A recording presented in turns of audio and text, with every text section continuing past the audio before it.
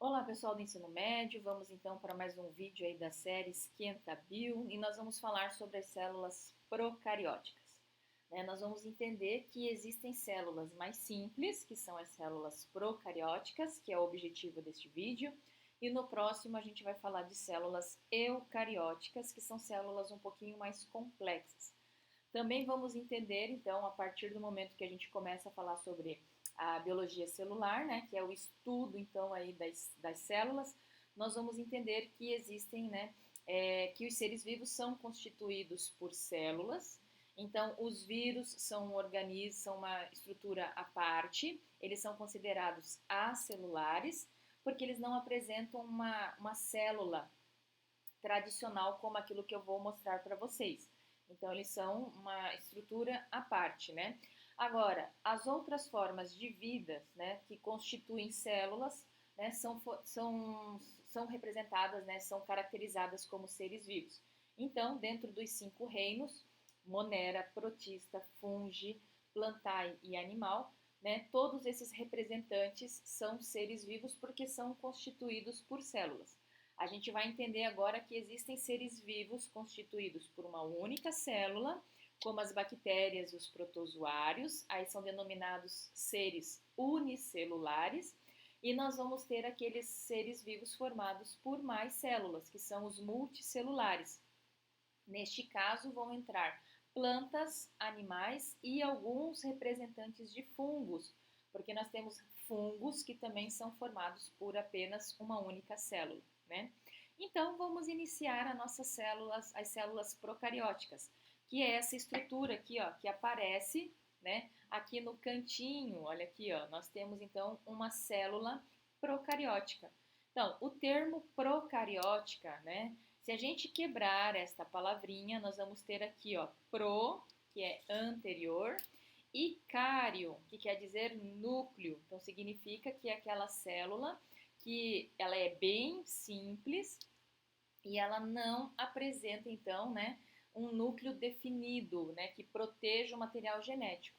Então, são as mais simples, essas células que ocorrem aí na natureza e estão presentes nos organismos procariontes, né, representantes, bactérias, cianobactérias e árqueas. Todos esses 3 representantes estão presentes aí no reino Monera. Depois do reino protista para cima, tá, nós vamos ter representantes eucariontes. Então, é uma exclusividade do reino Monera, é que todos os seus indivíduos vão ter uma célula mais simples, né? É formada aí por células procarióticas. Mas vamos entender o que elas possuem, né? Então, elas vão ter aqui, ó, um citoesqueleto, que na verdade é o quê? Uma rede interna de fibras, de proteínas, né, que vai sustentar a célula. Então, aqui dentro, nós vamos ter o citoesqueleto, né? Nós vamos ter essa parte amarela aqui, ó, é a região chamada de citoplasma, tá? É onde ocorrem as reações do metabolismo. Nós temos aqui o DNA circular, que fica disperso no citoplasma em uma região chamada, olha aqui, ó, nucleoide, tá? Então ele não tem uma membrana que protege, só tem uma região que o material circular, né, do DNA fica ali, tá? Aquela fita longa do DNA, né, que traz a informação desse organismo, fica ali concentrada nessa região chamada nucleoide. Nós temos a membrana plasmática lipoproteica, tá? Que é essa estrutura aqui, ó, mais clarinha, que reveste toda esta célula, que na verdade qual que é a função? Então ela reveste a estrutura celular e seleciona o que entra e o que sai da célula. Então ela tem uma função que a gente diz que ela apresenta permeabilidade seletiva, tá? E por último a gente tem aqui, ó, uma parede celular, essa rosinha aqui, ó, que é composta, né, por peptídeos e aqui, ó, né, com essa característica peptidoglicanos, né? Ou seja, envolve a célula e realiza proteção e sustentação celular.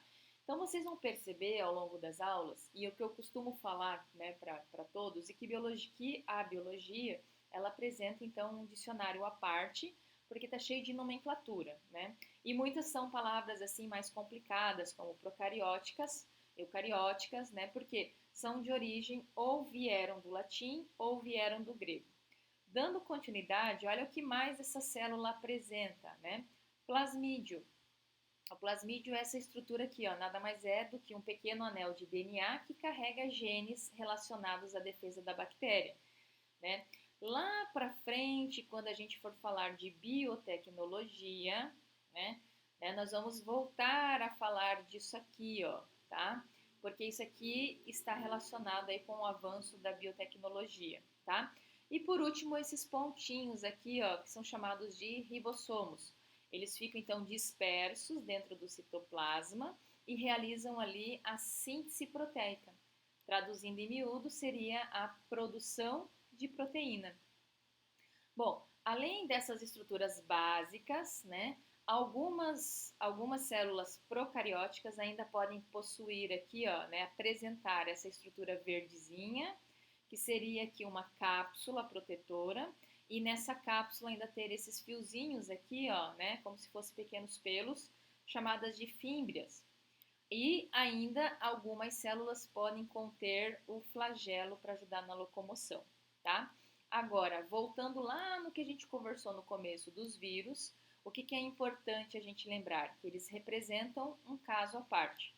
Embora apresentem características de seres vivos, pois têm moléculas complexas, como o ácido nucleico e proteínas, apresentam capacidade de replicação, que é a reprodução viral, e têm capacidade de mudar, né, que é a mutação, não são constituídos por células, né, e não apresentam atividade, ou seja, reação metabólica própria. Então, os vírus são um organismo à parte e eles são considerados parasitas intracelulares obrigatórios. Eles só vão causar dano a um organismo se eles estiverem dentro da célula deste organismo. Tudo bem? Então, o que eu queria falar com vocês neste momento era isto. E eu aguardo vocês então numa próxima oportunidade. Tchau, tchau!